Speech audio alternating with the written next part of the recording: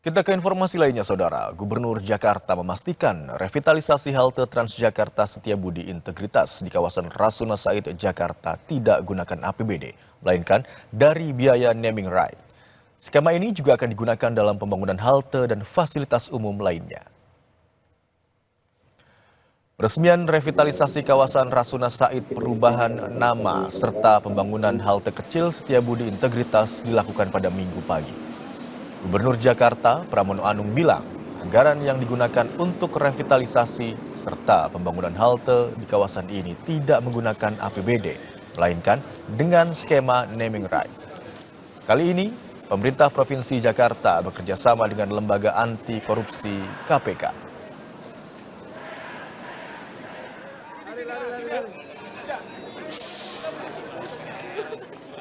Halte yang namanya Setiabudi Integritas 1 dan juga halte-halte lain yang tadi sudah disampaikan oleh Pak Dirut MRT, dan pembiayaannya sepenuhnya dari naming right dan juga iklan yang ada. Sehingga inilah sebagai cara bagaimana Jakarta membangun kotanya tidak semata-mata bergantung pada APBD, tetapi kita berikan kesempatan naming right untuk itu. Presiden kelima Republik Indonesia, Megawati Soekarno Putri, hadir di Bung Karno Festival yang berlangsung di Tugu Proklamasi Jakarta.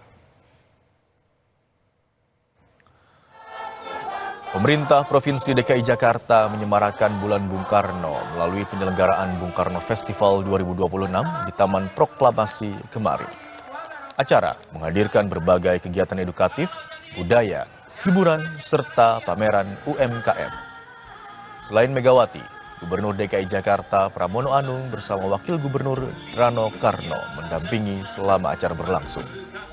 Melalui acara ini, Pemprov mengajak generasi muda ikut merawat sejarah dan budaya.